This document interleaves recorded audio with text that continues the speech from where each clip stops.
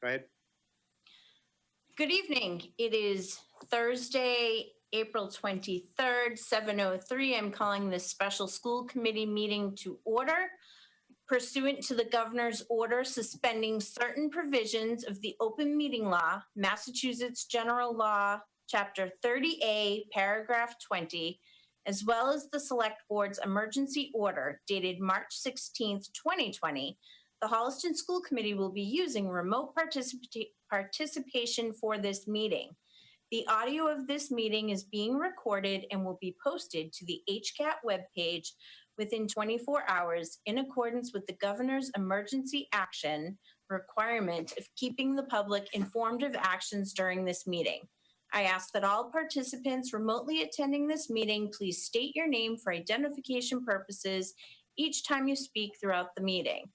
At this time, a roll call attendance. Mrs. Listevnik? Here. Ms. Shaughnessy? Present. Mr. Morton? Present. Ms. Koshin? Present. Ms. Naborski? Present. Mrs. Raffi? Present. I will accept a motion to approve our remote participation this evening. Moved by Lisa. Seconded by Cynthia. Moved by Lisa, seconded by Cynthia. Roll call vote. Mrs. Listevnik? Yes. Yes. Shaughnessy? Yes. Koshin? Yes. Mr. Morton? Yes. Ms. Naborski? Yes. Mrs. Raffi, yes. Okay. Great. Thank you, everyone. Great to see everyone's smiling faces this evening. And tonight we also have Ms. Bottomley, high school principal, and Mr. Tom Reeve. Tom, I don't know your actual title, so please tell me what that title is so I don't screw it up. Sure, I'm the Tech Integration Specialist at the high school. All right. The awesome Tech Integration Specialist at Holliston High School. So welcome and good evening. This evening is a special meeting. Our first agenda item is our COVID-19 update. So I'm going to let Dr. Jackson start with that.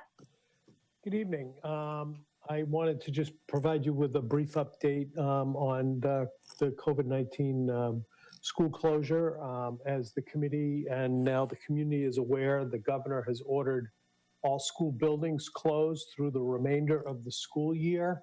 That announcement came out on Tuesday around 12:15 during the governor's press conference. So our school buildings will be closed for the remainder of the school year, and remote learning will take place through the last day of school, which will remain June 18th.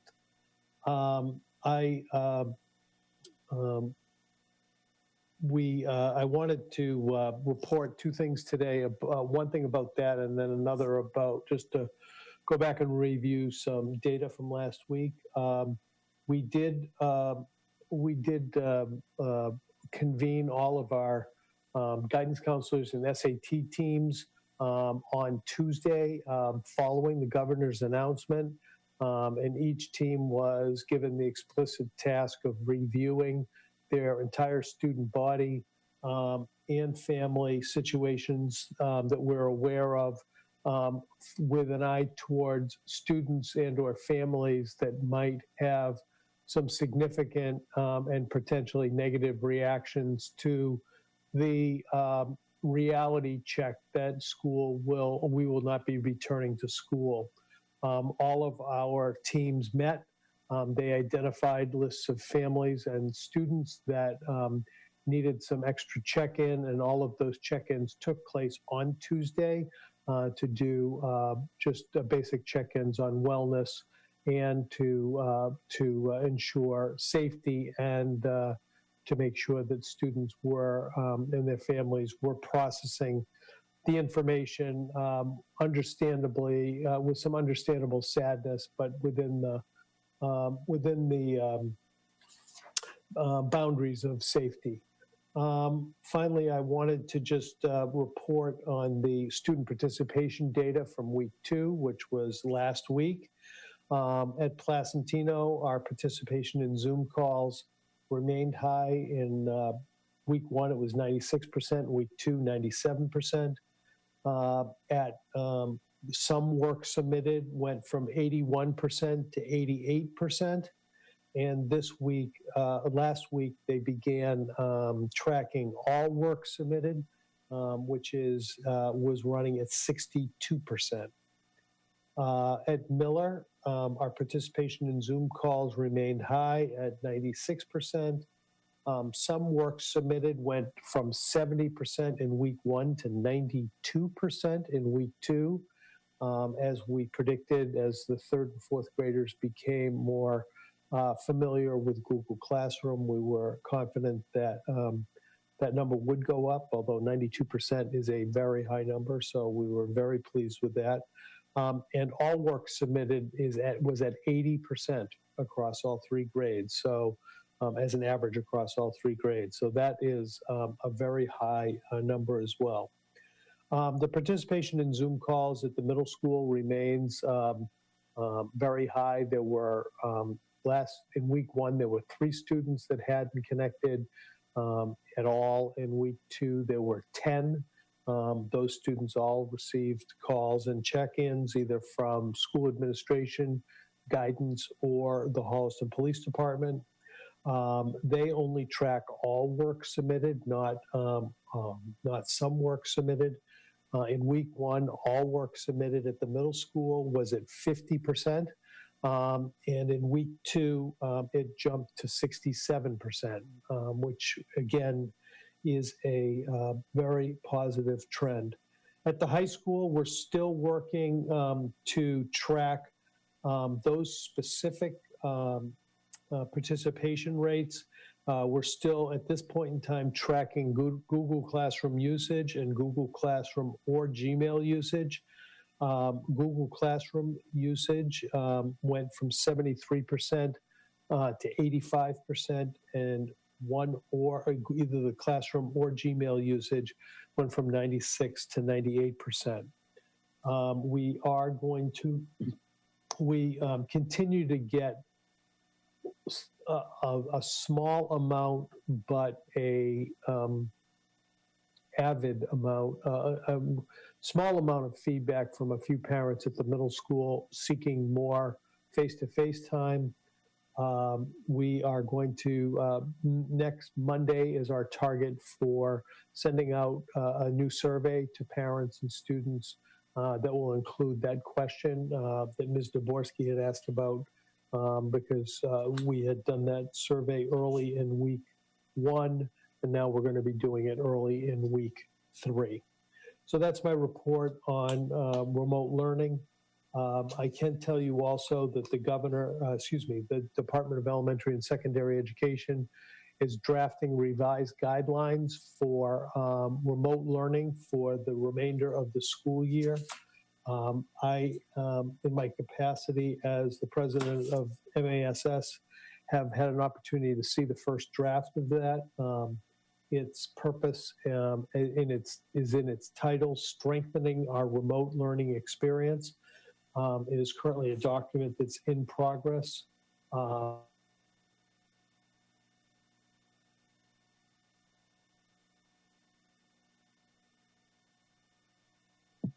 You froze, Brad.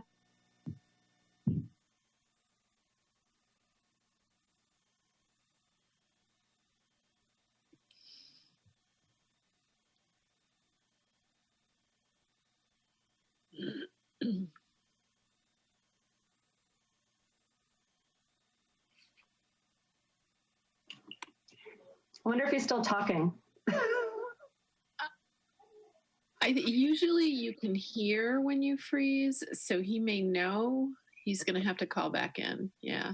He left, so he's gonna. Oh, there he is. Sorry about that. The data that we are collecting is going to be very similar to the data that the department is going to be is encouraging districts to follow. So we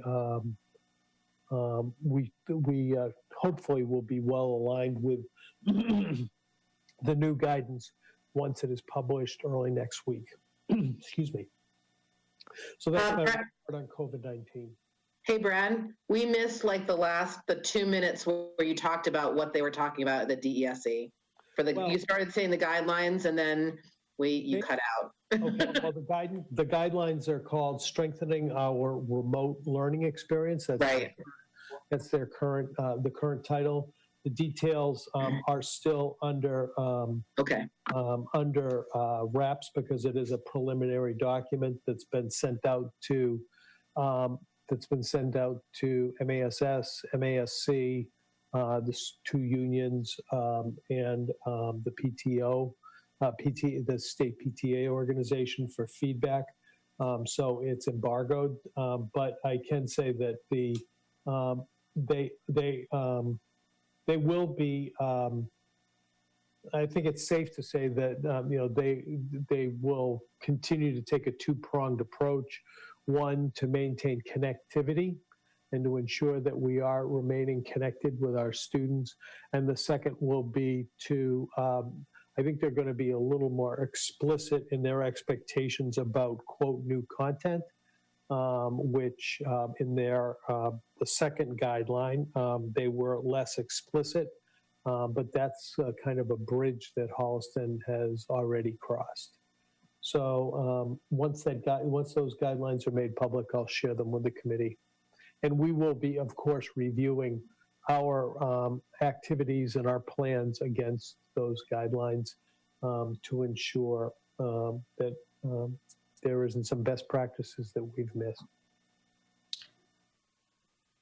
Thank you, Brad. Does anyone have any questions about those two pieces of information that he shared? So, One Dr. Jackson. one quick question, Stace. Stace, Yeah, go ahead. when is the next set of guidance expected from DESE? This week? End of this week? Next week? The end of this week or early next week. Thank you. So, oh, go ahead, Dawn. Brad, does the new guidelines from DESE, will it have any grade-specific information, and will it increase the number of recommended hours of learning? By grade, do you mean assessment or grades in K-12, K to 12? I mean, in terms of elementary, distinguishing the needs of elementary versus middle school students versus high school. I think if you read the governor's, if you read the commissioner's, I'm going to try to answer your question, Dawn, without breaking the rules of confidentiality that Okay. I'm being held under. If you read the commissioner's comments in the front page article on the Boston Globe today, comparing Rhode Island and Mass? Massachusetts and Rhode Island. Yes, I did. You'll see that the commissioner said that Massachusetts has a strong history of local control. Okay. So I think you can assume that concept will run through the document. I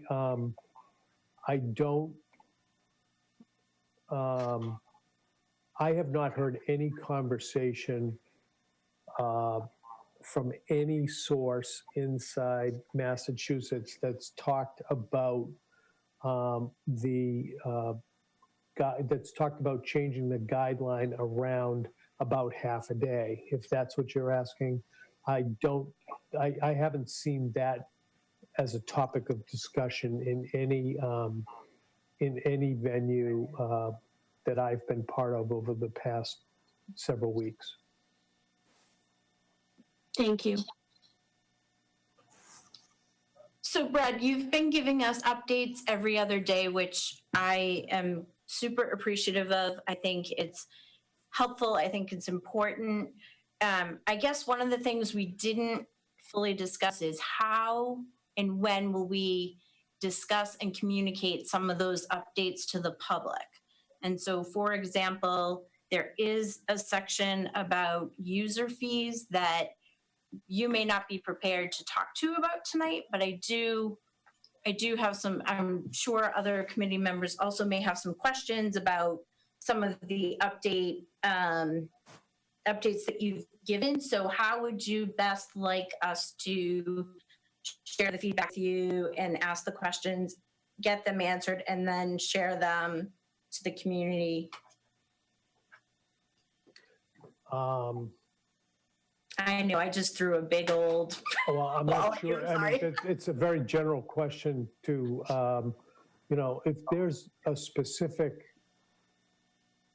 if you have any, I mean, you can ask me any question anytime, whether it be here or if you have a question about the thoughts and the process on, anything, So I I can guess- answer them here, or you can email me or whatever. Can I I guess, just a little? hold on, let me just finish my thought. So what I would say is, the information that you're providing, Brad, is good stuff, and it's stuff that people are asking about. And so we haven't been sending out a newsletter. I just feel like there's some information in there that we do need to disseminate eventually and have conversations about. So that's sort of my genesis for this question to you. Brad, can I just weigh in quickly on this? I think one of the challenges is that, first of all, the decision came down Monday. And while I know the administration has been working and preparing for a host of different scenarios, the first question on the table wasn't about how they were going to handle the sort of menu of fees here, and it's an important question, but it certainly wasn't the first question, and it's only been a few days. In our budget subcommittee meeting, we started exploring a whole Pandora's box of issues that at this point in time with this new decision could impact the budget positively or negatively. And I think those are things that we've asked the administration to kind of work through, because before we can make a decision on one thing, we really have to know the consequences of a few other things, if you will. So I think if we could give Brad and Keith at least a couple of weeks to get through the analysis on this, and it may happen sooner. I know the public needs to know, well, when am I going to hear? And that's totally fair. So maybe, Brad, you can regroup with Keith tomorrow and try to put a timeline together, because I think even that is what you're looking for, Stacey, is just to know when are we going to know. But I don't think it's tomorrow. I don't think it's the next day. I think they're going to need some time to work through the analysis on this. Is that fair, Brad, or? Well, I at this point in time, I am providing the committee with general updates on the work we're doing. And if there's questions about, or if people want things accelerated or have specific questions about them, this is all work in progress. If people have specific requests about when are we going to get to something, I'll try to answer that. The issue you did, Stacey mentioned one issue about fees, and that is something that, as Ann Louise mentioned, is something that Keith and I are working in consultation with the budget subcommittee. And when they are ready to make a recommendation to the school committee, then it'll come to the school committee. So some of these things aren't, these aren't timelines that I necessarily control as well on some of these things. So I guess on the fees, for example, it would be helpful then to say the next step then it was going to budget subcommittee, I guess would be my comment. Thank you for that feedback. Because I had a visceral reaction to the recommendation. So I guess that's. Wait, to which recommendation, Stacey? So the recommendations about the user fees. So there is a recommendation there, but. Did I miss a recommendation? I might have. Did I miss a recommendation on that? It was in the document that I shared with the committee. Yeah, but that's just the administration's recommendation. Yeah, I mean, That's precisely my point. I didn't realize that it was going to the budget subcommittee, so that's what I'm. And honestly, maybe for some of those things, the budget subcommittee, Brad, maybe on the Wednesdays, Anne Louise can add with you the budget subcommittee's input or whatnot. I don't know. This is a work in progress. I'm not picking at it. I read it. I had some reaction to it, I didn't. and I felt like I'm a Wait, text- I'm a I didn't text message or an Just, email I didn't away. read it as I actually did not read this as a recommendation, just so you know. What I read this is that they're examining the financial impact of a partial refund associated with the partial part of the year that's a shutdown. That's how I read it, because that is in fact what we've discussed. So I didn't actually interpret that as a recommendation here and there. Well, it said right on the page, administration recommends X, Y.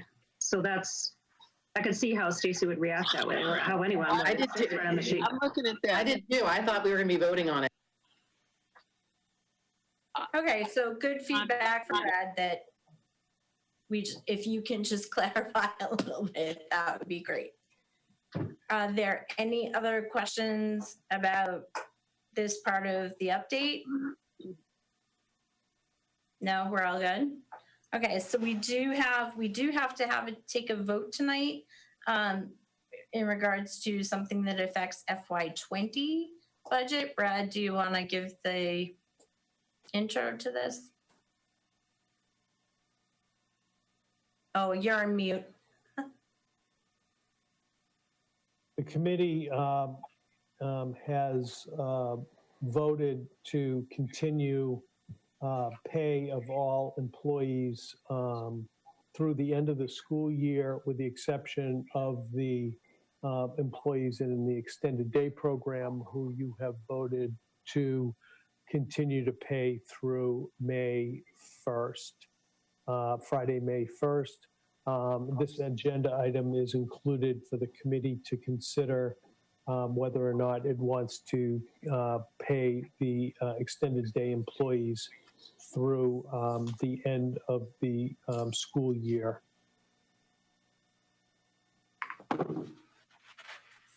Any questions about this?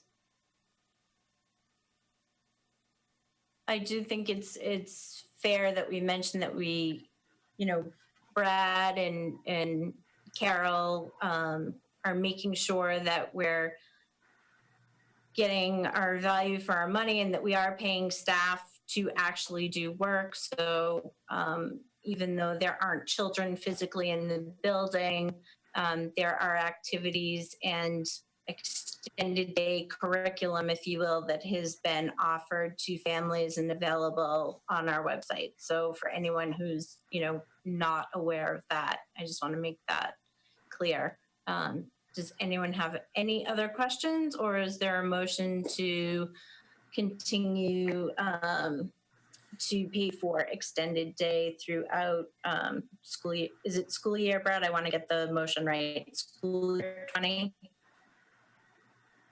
Moved by Lisa. Seconded by Joan. Roll call vote, Ms. Morsky? Yes.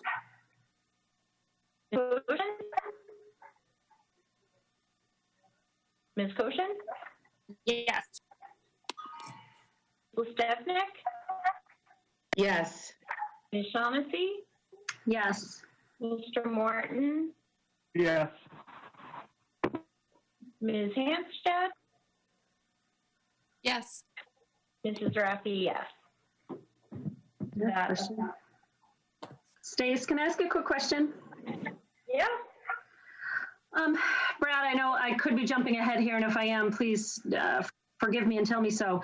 Our extended day staff works throughout the summer at their TKO program, which is like their version of summer camp. They do an amazing job. They transform the cafeterias into these wonderlands, and it's really something to see.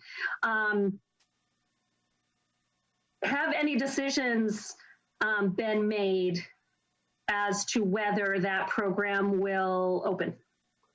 No, there have not been any decisions Okay. made about that program or our, at this point in time, we are planning, I don't want to say planning to, because that makes it sound, we will make sure that all of the plans are in place to run the summer program and our extended school year program, which is our special Yeah. education extended school year program. Those programs we are actively planning for. The guidance that is going to be coming from the department is also going to include some options and things for school districts to consider about what the fall opening might look like, if it looks different than it would normally. And the recommendation that I've heard orally and from a number of people is that the summer might be a good time to kind of dry run some of those things. There may be some opportunity to do that. Of course, if social distancing guidelines have not been, even if they'll lock everybody in their house order has been lifted, but social distancing is still, the recommendation. There will be some significant alterations that we'd have to make to the program, including perhaps dividing it or our extended school year program among more schools, et cetera. So we are looking at many options. We have not canceled either program at this point in time. And is there any timeline so are you expecting direction from DESE on this, or do you anticipate that this will be, again, without revealing any confidentiality, or do you expect this would be a district? And if it is a DESE, do you have any notion about the timing?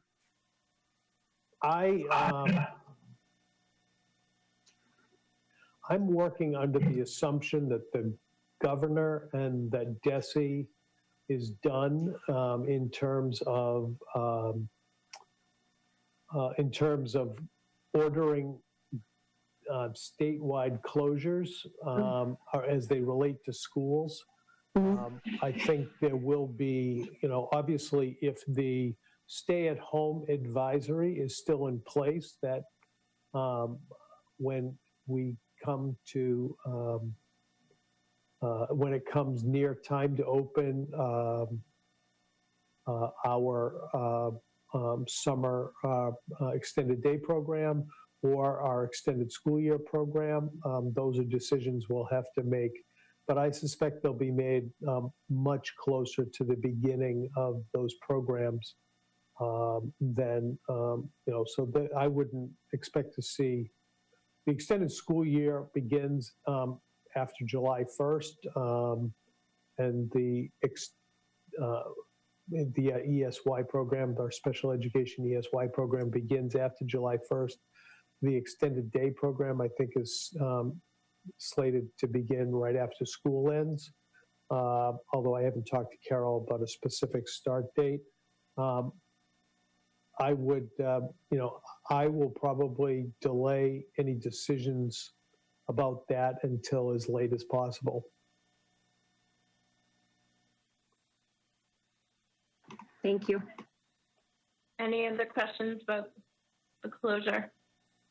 Okay, we're going to move on to new business. We have a computer science presentation with Tom and Nicole and Brad.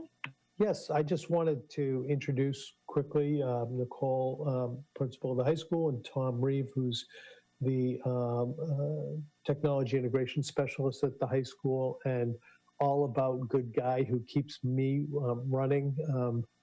I'll tell you all the time. So it's a hard job, but I certainly appreciate it. So they are going to, they have an extremely exciting idea to present that we are eager to move forward with as we continue to expand and encourage computer science participation, K through 12. And so I'll turn it over to Nicole. Did Tom drop out? Oh, he's on the other box. Okay. And because I can only see 10. So I'll turn it over. Nicole, should I turn it over to you or to Tom? So I would say turn it over to Tom. Tom, the floor is yours. And Keith, if you could allow Tom to share his screen. Let's see. Can't do it yet.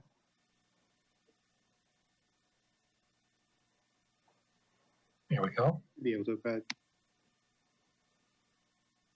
Make sure I share the right one. Does everybody see that? Okay. So again, my name is Tom Reeve. I'm the Tech Integration Specialist at the high school. My primary role at the high school is to help teachers with their technology and integrate it into their daily teaching, which you can imagine has gotten certainly very spicy the past couple of weeks. So it feels a little surreal to me to be talking about planning for the future, although it's also a bit refreshing too, having been so desperately immersed in survival mode for the past several weeks. This is a proposal that we were actually working on back in February, hoping to move forward with it in preparation for, looking at this spring, and then the world got a little crazy, delayed. So this is coming to you a little bit later than we had hoped, but not able to take a look at it. Specifically, the goals of this program there are two goals. One is to increase high school participation in computer science programs and coursework. And also a second goal is to demonstrate Holliston's connection to computer science. I'm getting a message that my thing is unstable. So if I get all fuzzy, somebody wave at me so I can fix it. We want to make sure that we have a computer science program that is not only active, but is public, that people know that we are trying to promote computer science. A secret computer science program wouldn't do us any good.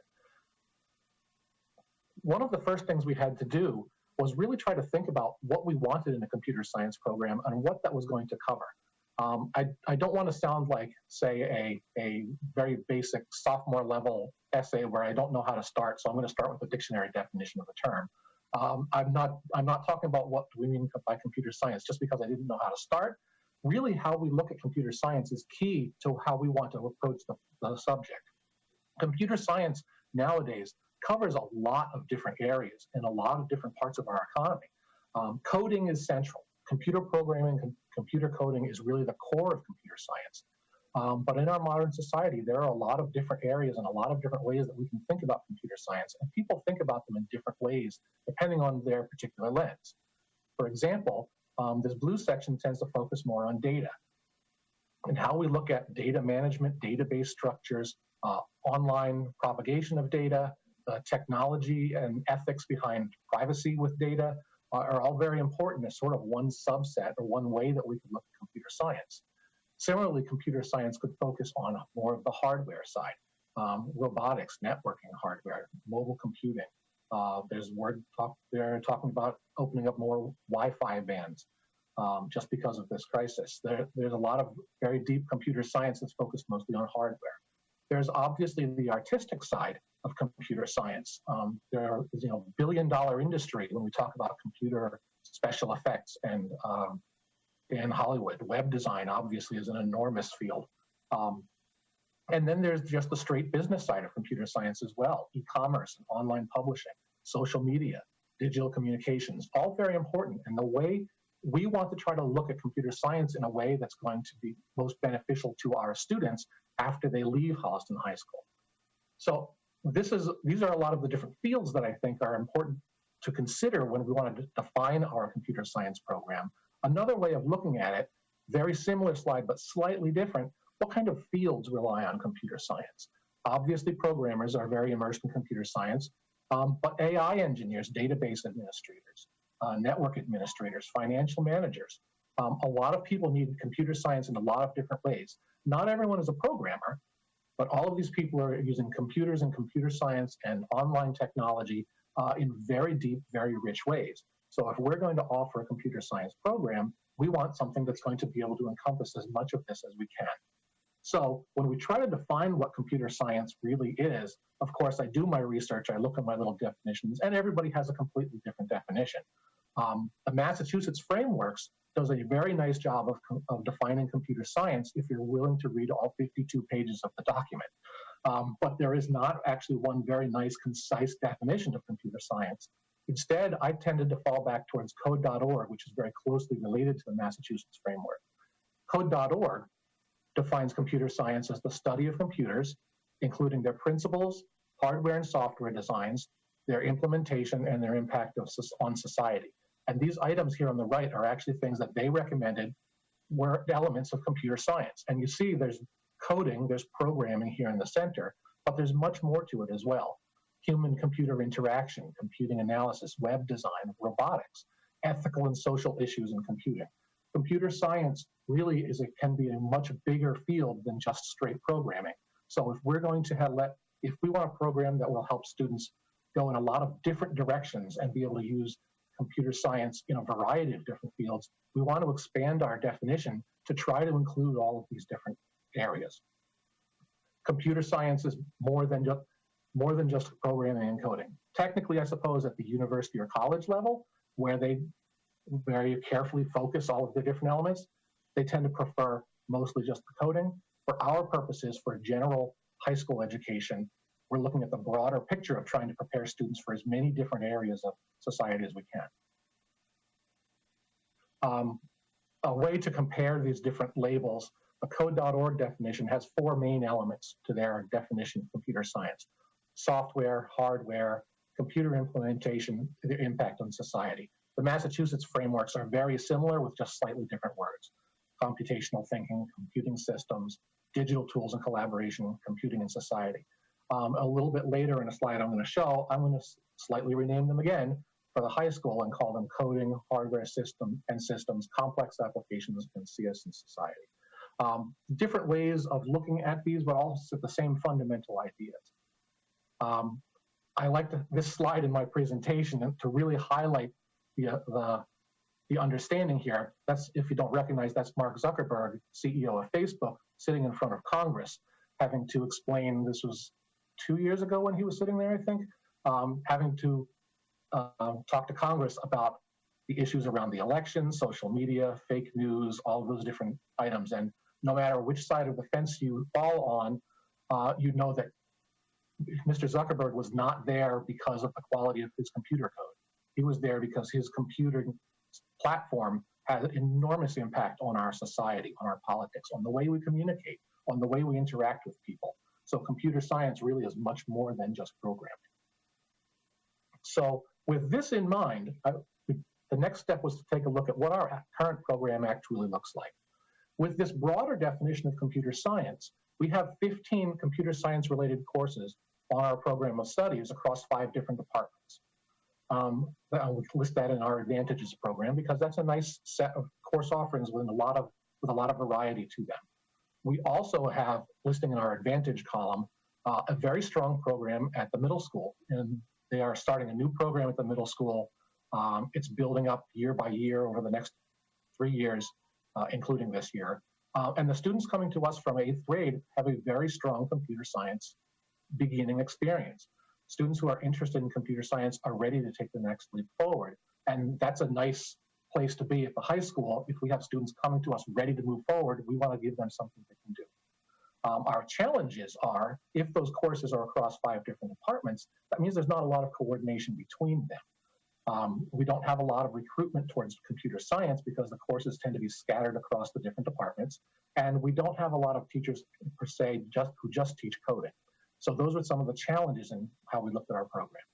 So, and this is, I'm sorry, this is the list of courses that I found so far are 15, what I call the computer science related courses that are related to some aspect of what computer science means in the broader definition. The complex digital art is a way of looking at it. The ones that are in bold are actually more of the classic coding programming courses. There are robotics courses. There's architectural technology and CAD, a variety of different courses in a lot of different departments. So my recommendation for our computer science program, at least to start, is to offer a transcript endorsement program to entice student interest in our current offerings and to coordinate computer science courses and curriculum. I'm calling that the Computer Science Endorsement Program. The Computer Science Endorsement, the CSE, is an academic endorsement included as part of the HHS transcript, indicating that the student followed a course of study in computer science-related curriculum and projects. If we were to use an analogy at the college level of somebody majoring and minoring in different subjects, at the high school, students major in high school diploma. This would be an option for students to minor, if they chose to, by selection of electives, to minor in computer science and get an endorsement at the end of their high school career that indicates through computer science endorsement that they focused on computer science for their electives. Well, I'm choosing to start with an endorsement here for a couple of different reasons. One is if we have 15 different computer science related courses, we don't have a desperate need for new courses yet. We offer programming courses, we offer data courses, we offer web design courses, we offer robotics courses. Not all of them run every year, but we have those courses ready to go, ready to run. So while we will want to look at new courses in the future, we don't have an AI course, so we'd love to see something like that. We don't have a desperate need for the new courses yet. Rather, we need coordination between the courses that we have, and we need a way of putting them together into a coherent program. Similarly, the multi-departmental structure of what we have now, we want to use to our advantage. It can start out as a weakness if none of the departments sort of own computer science, but traditionally at a high school, it's very difficult to get interdisciplinary units running between different departments. Since our computer science program is currently spread across 5 different departments and hopefully more in the future, we want to encourage that spread. We want to try to lean into the fact that we've got many different departments with many different lenses looking at computer science and give a more complete interdisciplinary look at computer science. Start with something that could be a weakness and turn it around into a strength. The computer science endorsement program is not a couple of things, and I want to be clear about that. It is not a computer science for all program. Technology has become a very important part of our societal life. We are consumers and we are creators. This endorsement program is for the students who want to minor in computer science. They want to be the creators who will use computer science in a lot of really deep, rich ways. Everyone will be a computer science consumer in some way. We will need to have a conversation about what do we want to do? What do we need to change? What is our big picture program for computer science for all students? That will probably be, maybe speaking for Nicole too much here, will probably be a natural conversation that comes out of our vision of a graduate one. Really the big picture of graduation requirements, required courses, what do we really want for all students? So my proposal today is not for all students, but for opt-in students. It's not for a new department. Again, this can be cross-departmental, and I'm not yet recommending new courses. The idea is actually to let students choose sort of cafeteria style on the courses that we already have in the program of study. And then just to be very clear, the computer science endorsement is just for a small subset of our students, the opt-in students who want to be involved. While I was originally drafting this proposal while the vision of the graduate was still being formed, I was part of the Future Ready Coalition and was part of the development of the vision of a graduate. And the work we did there really did help inform me with some of the things that we are talking about with this endorsement. Obviously, being an innovative thinker, one of the parts of our vision of a graduate is a key part to computer science. But also the lifelong learner aspect, I think, is important too, especially as we talk about computer science as a broader interdisciplinary category. People who were studying computer science 20 years ago find themselves in a very different world now than they were 20 years ago. There's actually a really interesting story. I don't know if you heard it with the, in New Jersey, the unemployment applications system was a very old computer system that ran on, was it COBOL? COBOL. COBOL. Don't make fun of COBOL. I'm not making fun at all. COBOL programmer. but then maybe you should apply for a job because they're trying desperately to find retired programmers to come back to New Jersey to help them beef up their system with the obvious increase in unemployment He applications. already has a job. I'm giving it a lot of thought, Tom. Thanks for the recommendation. So for this endorsement, let me talk a little bit about what a student would need to do to earn the endorsement. There are two main pieces to it. The first piece is to take coursework. Of all those different courses that we offer, a student would need to take 5 credits from that list of what we call the computer science related courses.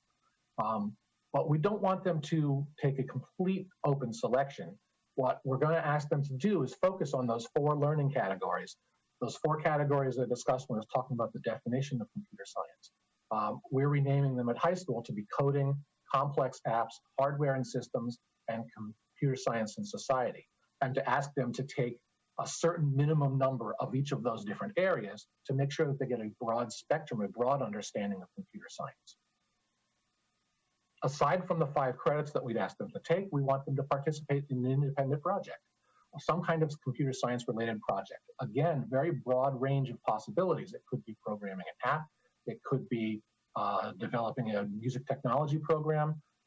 It could be an artistic endeavor using computers. It could be data and database type project. It could be a robotics project. But some kind of independent project for them, in some ways, sort of like a capstone project to their endorsement.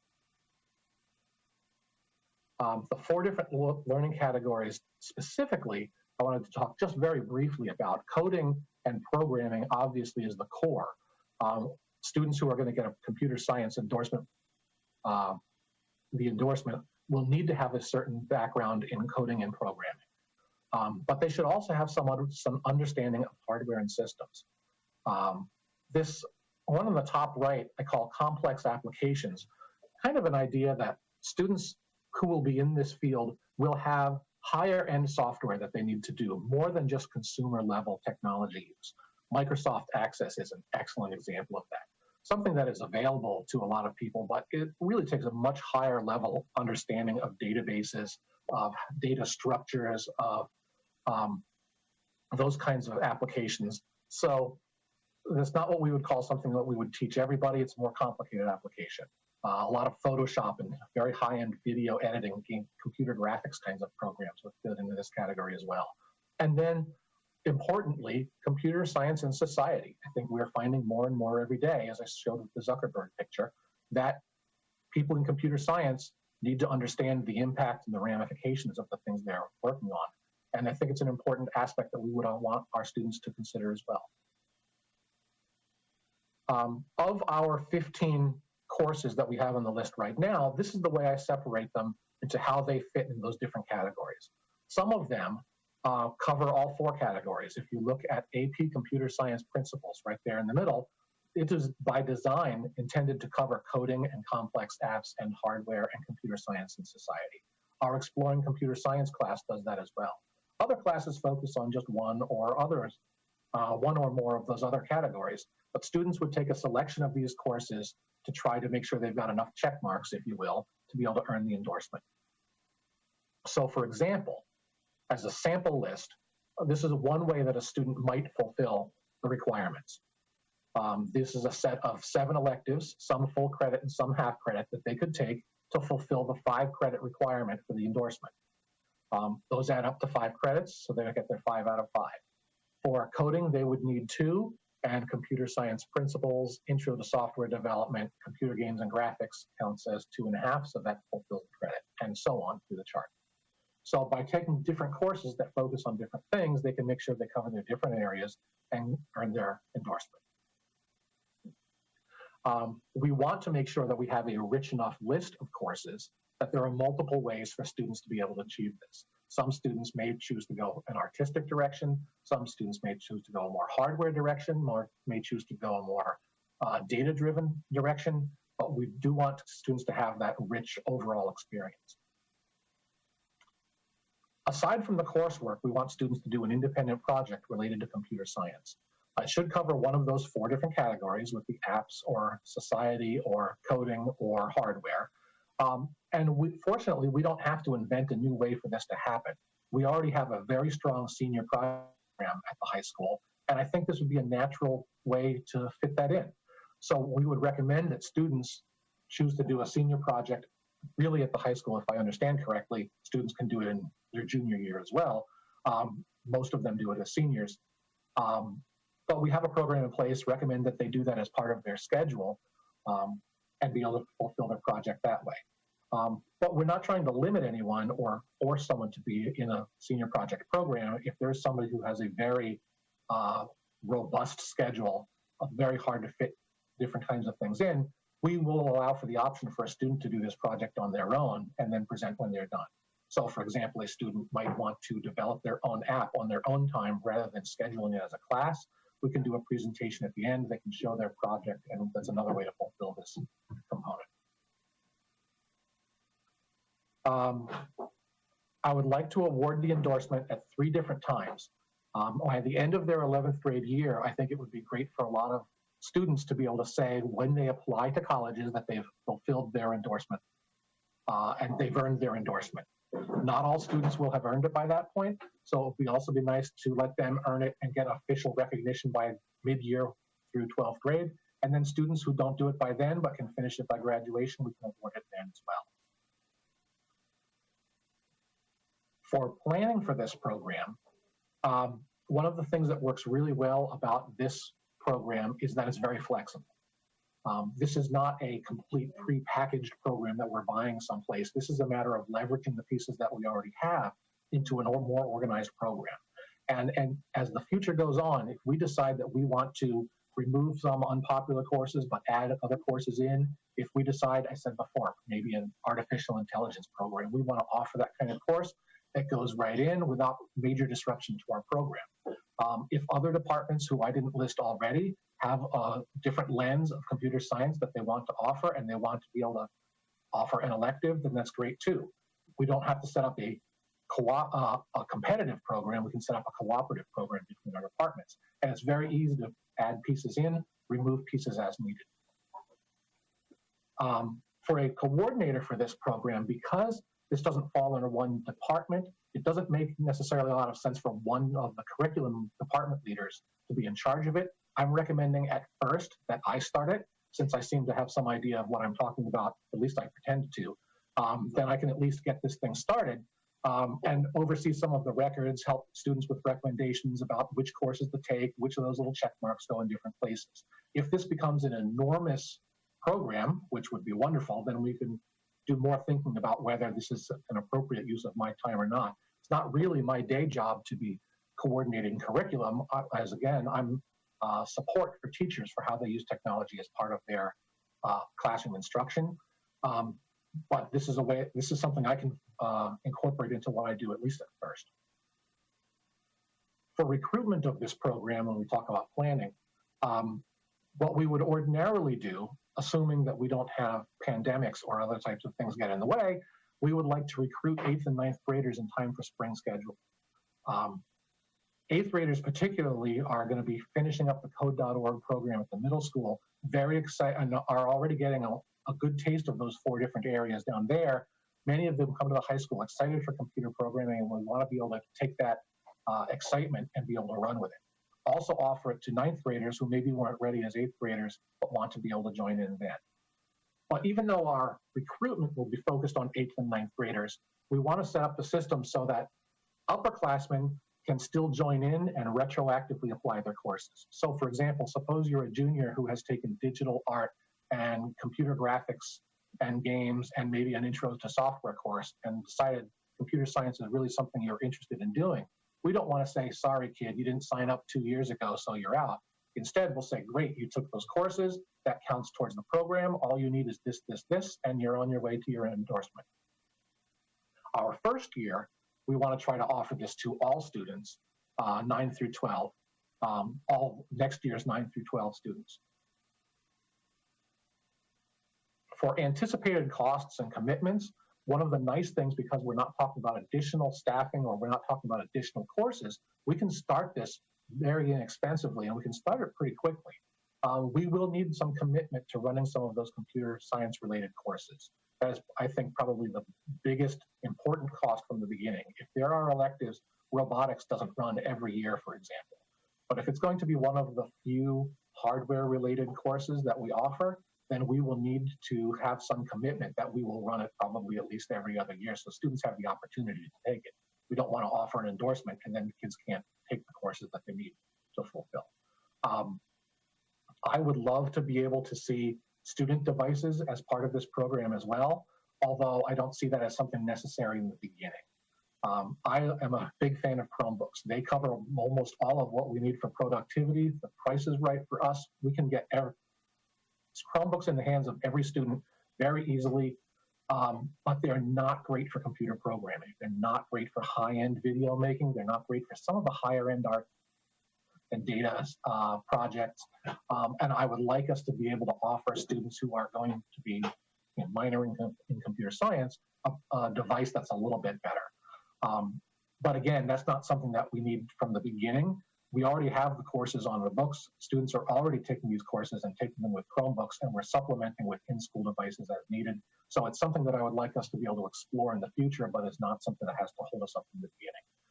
Similarly, too, if this grows into a very big project, then a program coordinator stipend may be appropriate at some point, but again, doesn't have to be there in the beginning. So that is the proposal, I guess. So, oh, I do want to say, actually, Nicole, did you want to talk about PTC or shall I? You are on a roll and I don't want to break the momentum, so you jump right in. It's much harder than in a classroom because if I don't get the feedback from students, this is one of the struggles that teachers are dealing with in class right now too. You're doing great. Okay, after our initial proposal with this, Dan McLeod reached out to PTC, the augmented reality company that runs locally, for their feedback. They wanted to know what did they think of the program. Is this the kind of thing that they would like to see from students in computer science?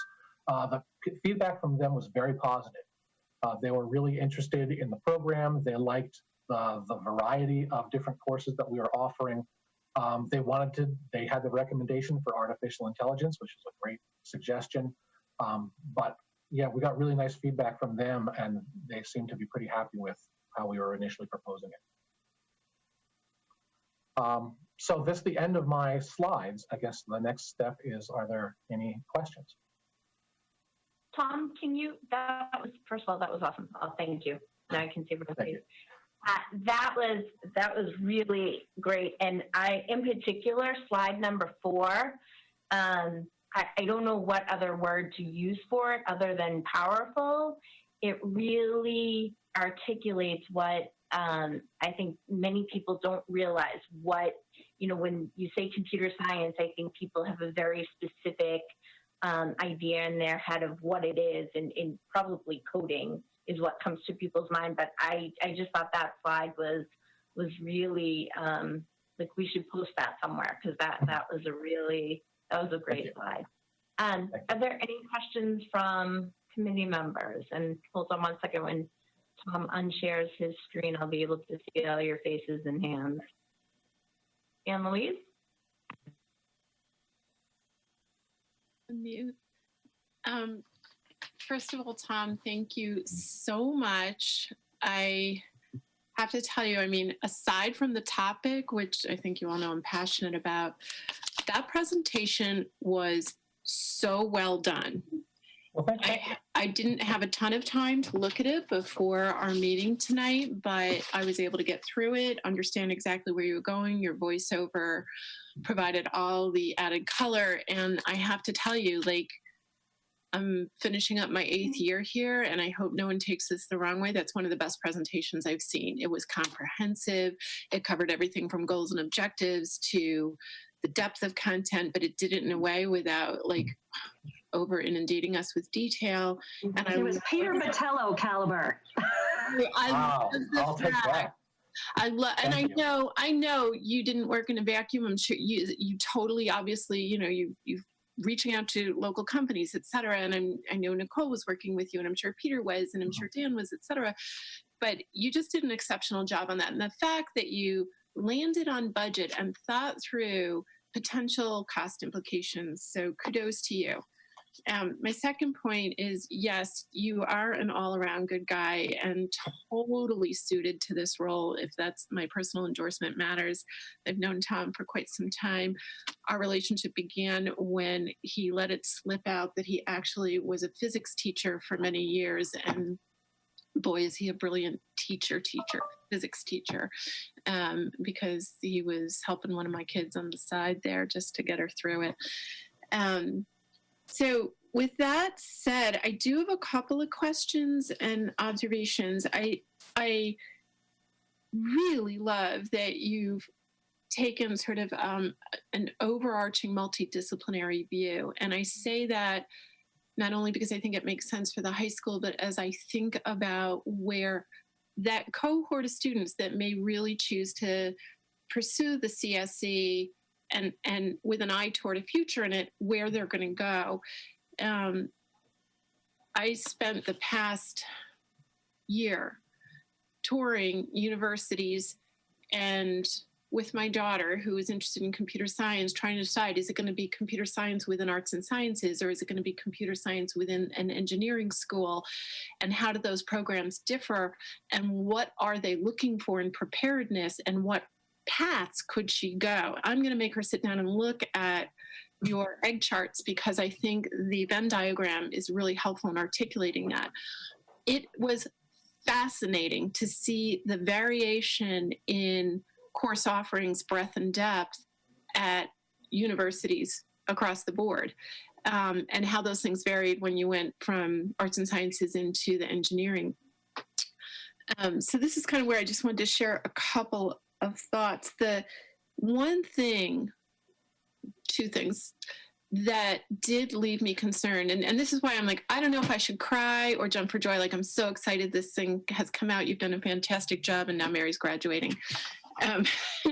But the one thing that was loud and clear was that if she wants to pursue computer science at a college level, math is essential, and not just math, but calculus. Like, calculus was a starting course. And so I don't think I would recommend that you require that per se, because for a student who's really into CGI or graphic design, that's just taking them down a whole new path. But I do think maybe at the end of sophomore year, there's a real opportunity for advising. And I don't know how that works, but this is not an area of subject matter expertise, I would gather, for our average guidance counselor.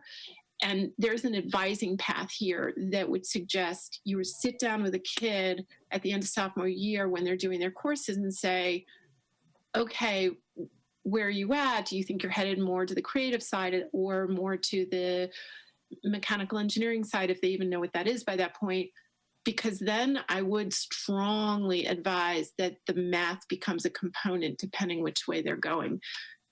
It was without a doubt the one thing that was required for any computer science major going into college. And she was prepared for that, but if she hadn't been, it would have been a problem.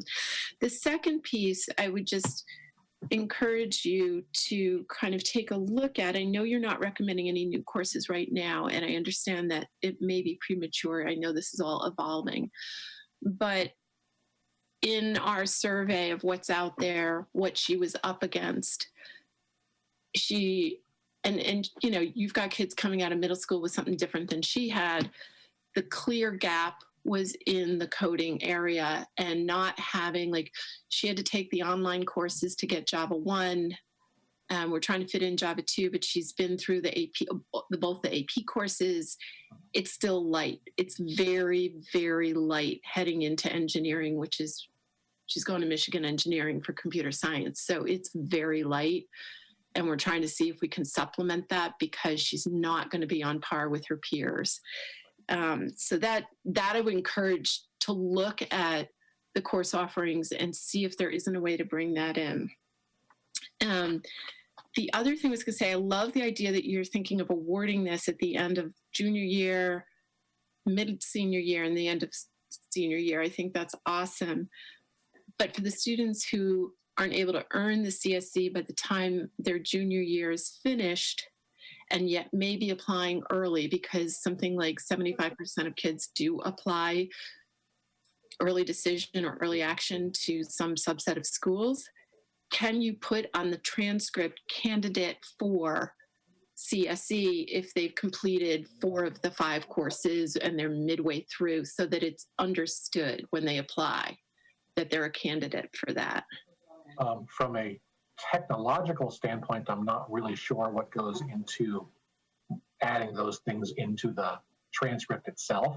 I am very sure that when a guidance counselor writes the recommendation and it says a student is most of the way through finishing their computer science endorsement, then that will go significantly a long way towards. But I don't know what it actually takes to add a partial I'd encourage you to look. encouragement into the transcript. It's certainly something we can look at. Yeah, take a look at what they do for the French immersion students. They get a letter that comes from the department every year saying they were a member of French immersion or whatever. That goes in the transcript. So maybe it's something like that. I don't know. And Louise, I would say that's a piece that, we're continuing to look at, as this is evolving. And we did have an initial meeting with our school counselors and there was some really good feedback. So, I think those are pieces that are more the details in terms of how it rolls out. And in concept, I think we're really excited about. And then we know there's a lot of additional pieces to nuances to figure out. Yeah, I'm sure. So I just, as you were speaking, sorry. No, I understand. I mean, I love this. And I loved the addition of AI, and you might even consider it's AI and CGI in there. There was one other thing, and then I'm going to let anyone else obviously talk through this. Let's see. Oh, it was the complex apps, and you mentioned MS Access, which is huge. The other one is SQL. SQL's more of, kind of more in the coding front, but it probably is one of the single most important applications in the professional world students might be using. So just throw that out there. Sure. So that's it. I know that was a lot. Sorry. Got me excited. Thank you. Did anyone else have any other questions for Tom and Nicole? And the minute I say, okay, someone's going to have a question. Cynthia. I have one. Sorry, I think I put down my screen for a second because I wanted to look at Tom's presentation one more time. Thank you so much for this. I have to agree, Anne Louise, it was like one of the best presentations. It was so clear and had all the components put into it, and that was really helpful to really get a sense of it. My question is the CSC like I've never heard of it. So is it like a national program that we would be then joining? It's just our own thing. Homegrown. Yep. Got it. Unique to Holliston. That's Unique to Holliston. I like that. Innovation. And my question is about the independent project. Is that sort of like a capstone? Is that what you sort of envision that to be like? Or is it, okay. Yeah, I mean, right now the senior projects are pretty wide open to allow students to pursue a very wide range of academic areas. This would be essentially a senior project, but focused a little bit more towards computer science, but still to give students a pretty broad scope. The idea is not to limit students in ideas, but rather to kind of encourage where their passions lie. Right. Excellent.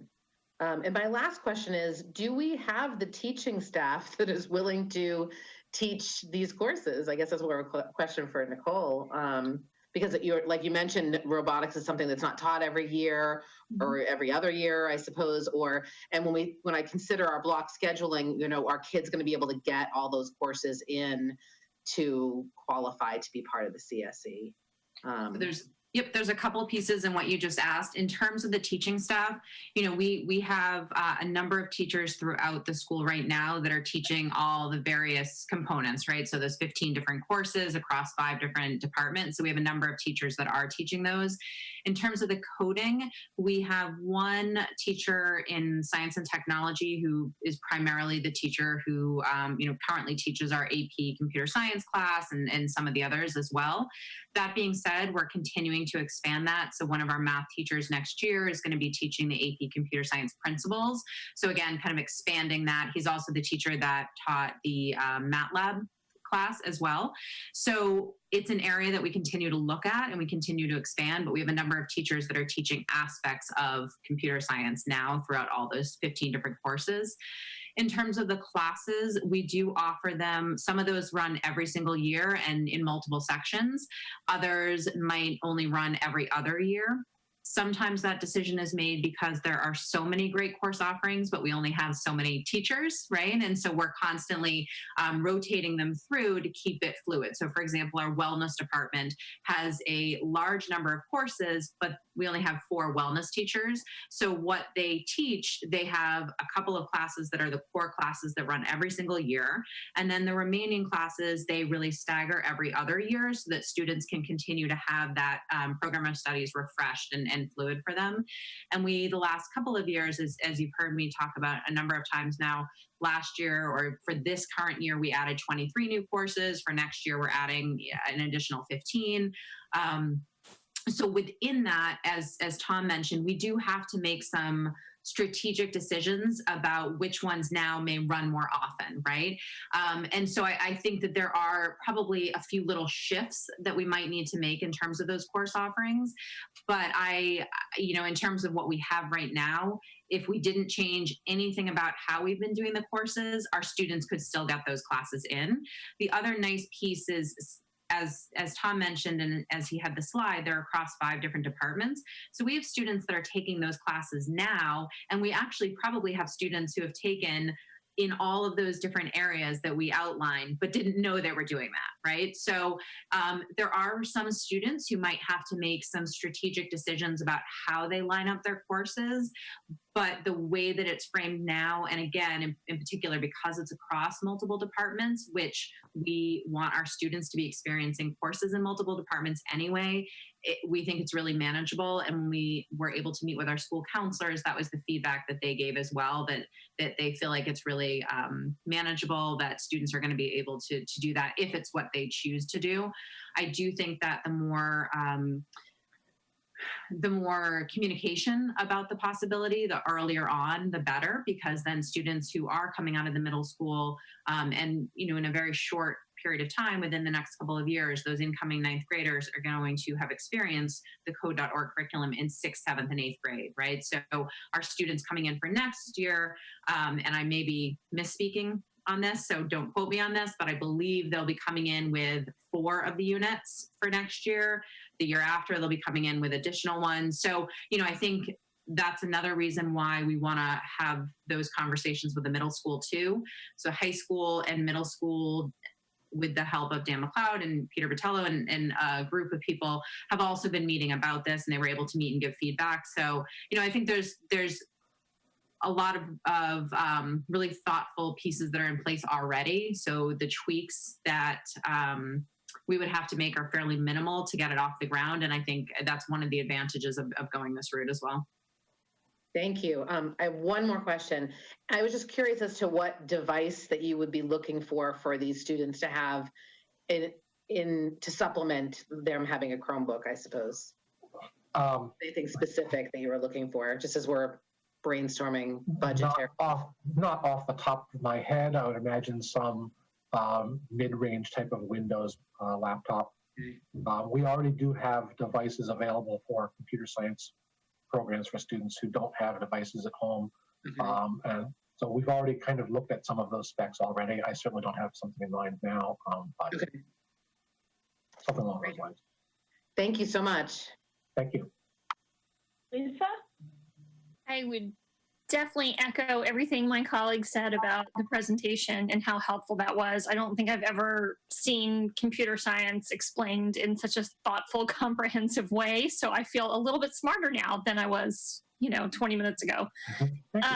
My question is, I'm wondering if, as part of this, if you guys looked around and compared what other high schools in the area are doing, I'm wondering if Hopkinton, Millis, Medway, some of our neighboring school districts have done any kind of review like this, and if they're doing anything similar or different, in terms of the endorsement or, I don't know, something else entirely. I'm not familiar at all with other high schools are doing, and I'm thinking you guys probably are. So I was just curious about that, and if that was part of this review.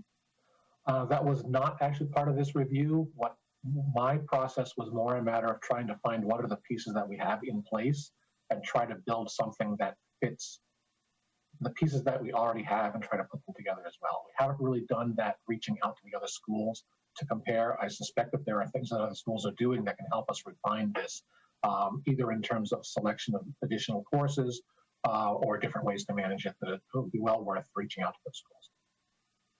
And along those lines, we're part of but it's been slowed down because of the pandemic. We're part of Hasn't everything? a consortium of schools that are going to be comparing their processes. So that will Oh, right. I remember that. Yep. Dawn had a question. Yes, I just want to ask, is this ready for implementation in the 2021 school year? Yes. And if so, have we communicated it out to, or can we communicate out to the 8th graders that are going to be starting with the high school in the fall? The reason why this presentation was kind of squeezed in is we are seeking school committee approval of this tonight so that we can do just that.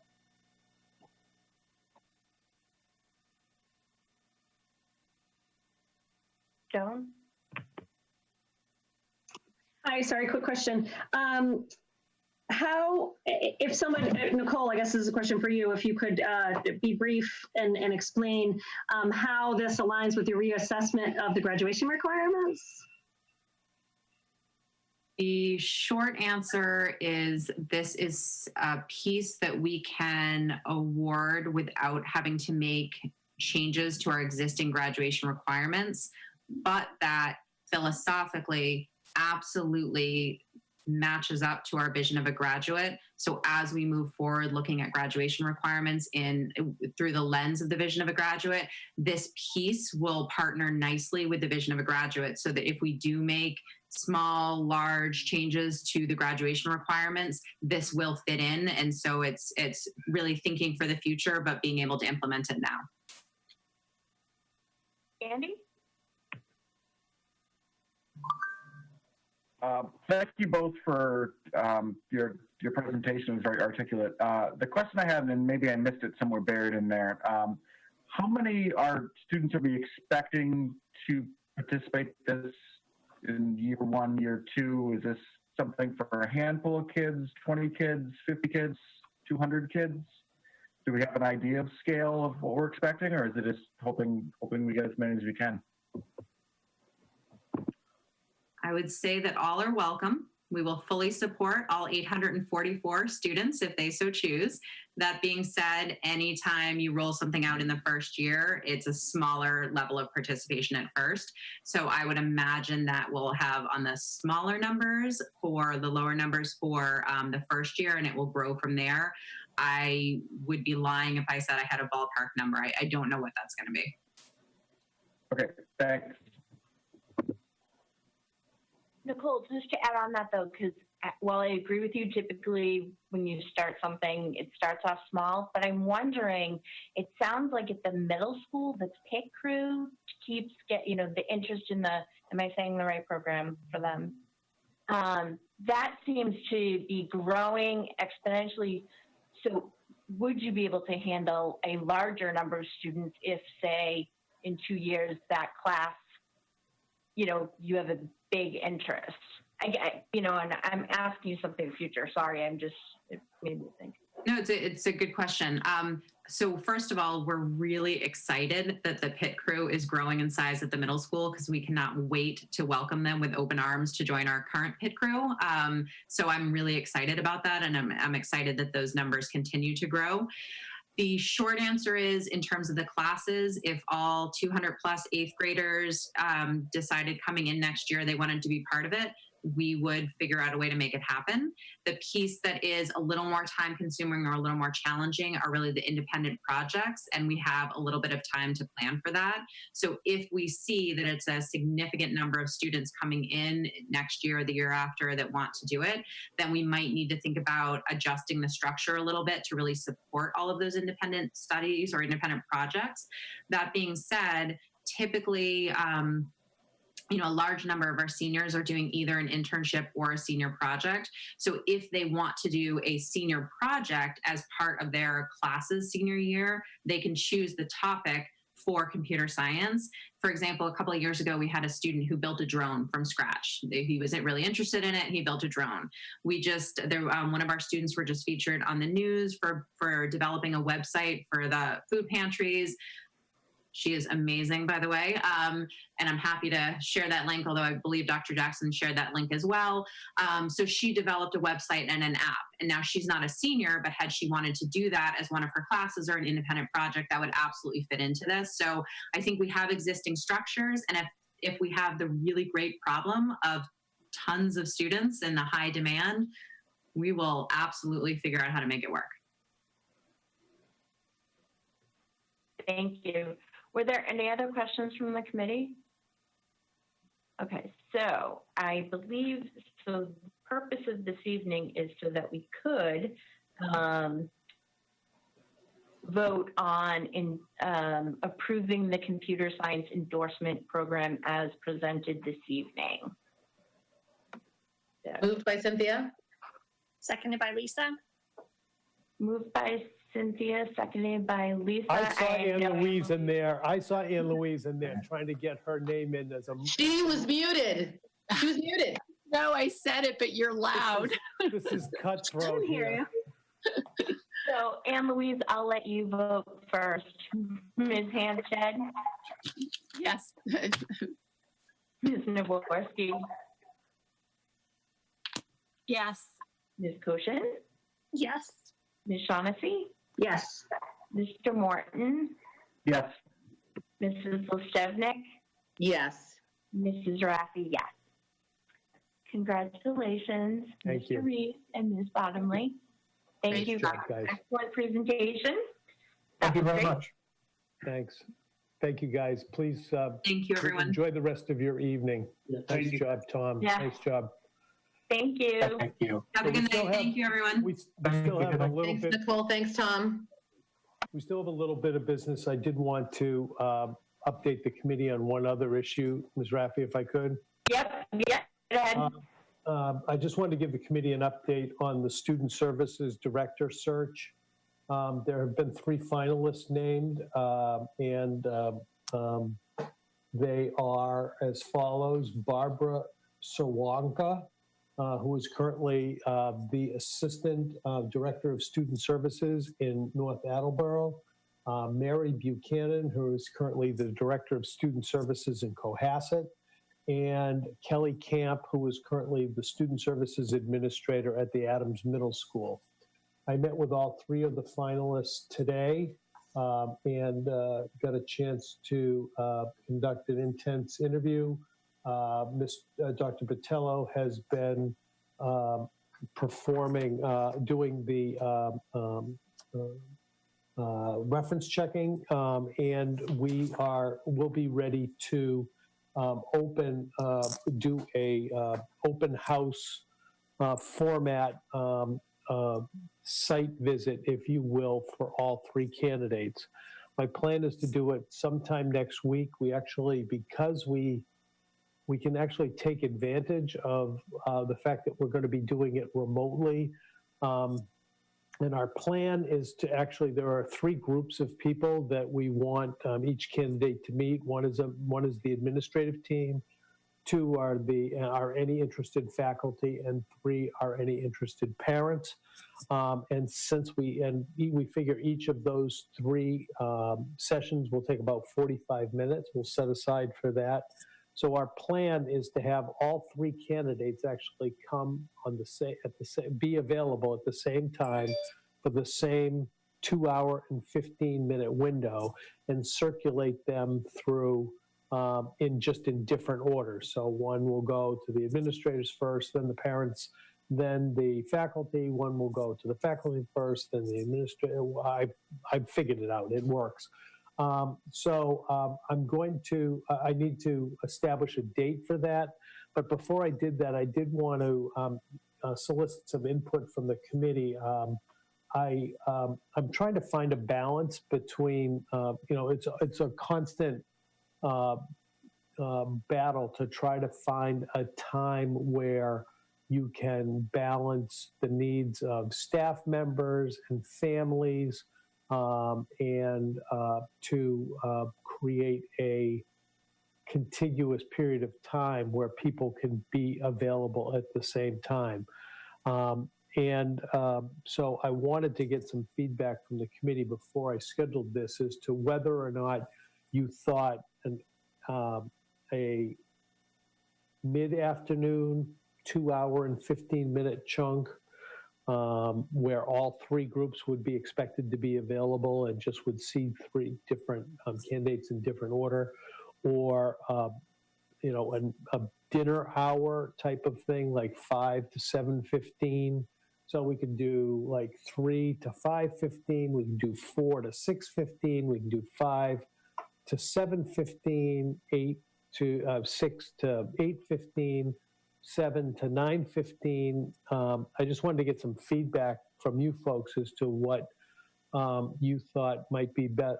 How, given what's going on and people are working from home, what time frame you think would be best, at least for parents. Like, obviously you have to put in the administrators and the teachers into this whole thing, but I just wanted to solicit any input that you might have on that. Lisa? So I did hear a little bit of feedback from working parents on the, it must have been 6th grade orientation that was held during the day. And I think, for some parents who are working from home and sitting in Zoom meetings all day, that was kind of tricky. This is a smaller group of parents, I think. You're not going to have as many parents participating in this probably. But I don't know. I think, everybody's schedules are so different right now, but I do think that something later in the day is probably going to work better for parents who are trying to work from home. And I would say, definitely anything during, you weren't even talking about holding it during the day, like during school hours, because I know that's particularly tricky when parents are trying to manage the kids on their stuff and do their own work. But yeah, I guess I would put in a vote for an evening time. So a 7 to 9:15 kind of thing? No, I don't think it initially has to be that late. I think 6 to 8 would be plenty late, because I think, most people can wrap up their work at 5 or 6 o'clock. See, and I agree, the challenge we have is that's like right in the middle of the dinner hour too. So I know. I there's no good solution here, No. but, so 6 to 8:15, that's 2 hours and 50. Any other thoughts that you'd like to share?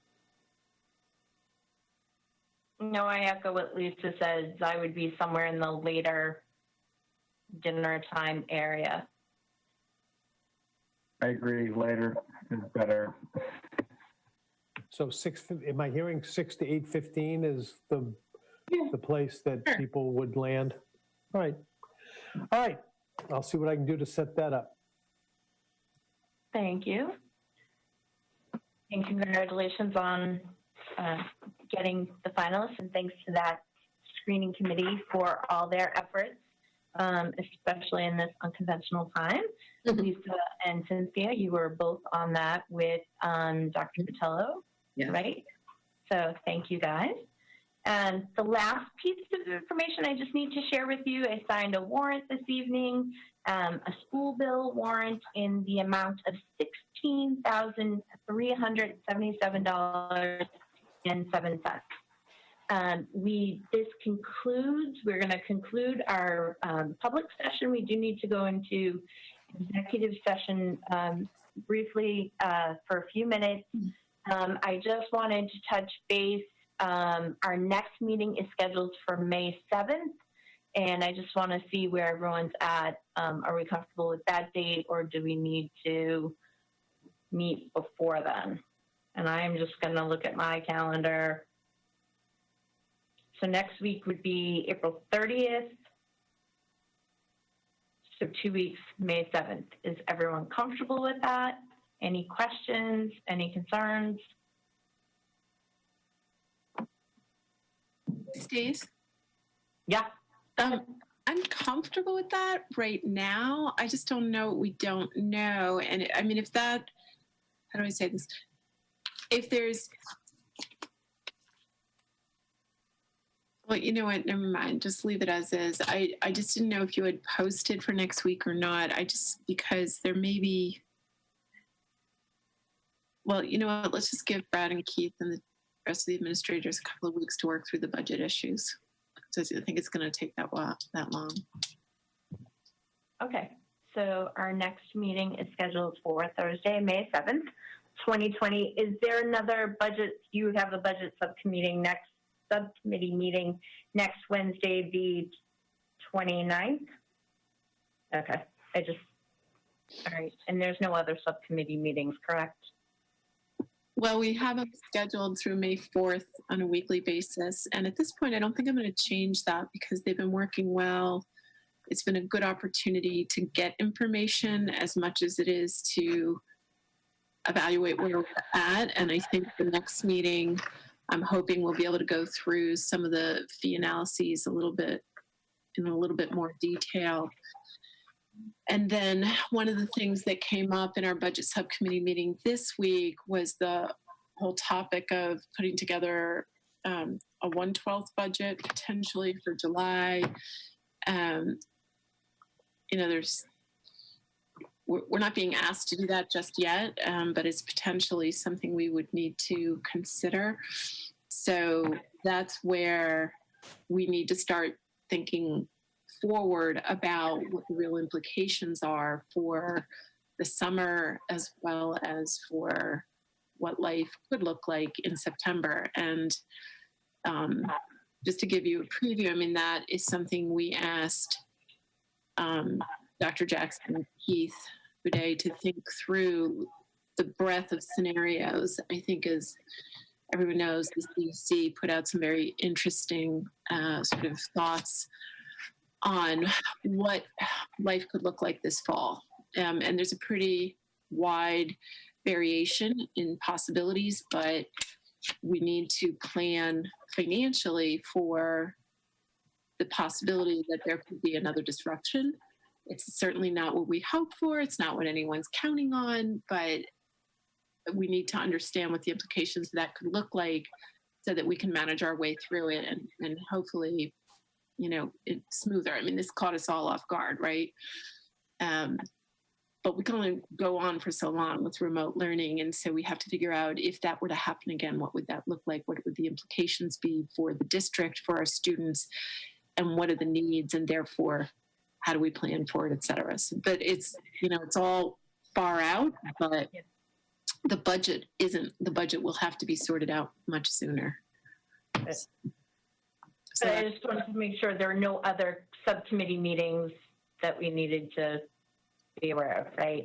No, so they're happening over the next couple of Wednesdays, but those are some of the issues where She's talking about other meetings like budget, not besides budget, like policy. Oh, yeah, fun. Like policy. Yeah, go girl. You talk about policy.